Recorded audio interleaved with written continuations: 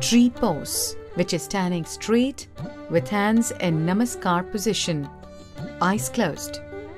Now lift your right leg and using your right hand, place the feet on the inner thigh with heel placed closest to the groin area. Bring your hands back to Namaskar position. Stay in that position for a few seconds.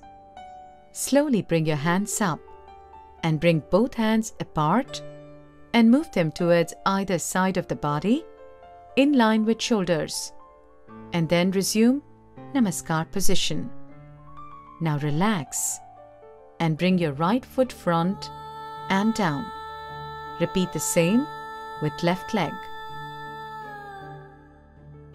Note: while doing this asana, if you're unable to balance on one leg, concentrating at a particular point at any object in front of your eyes helps. Benefits: strengthen ankles and calves, improves concentration, and brings balance and equilibrium to the mind. Tree pose, which is standing straight with hands in Namaskar position, eyes closed.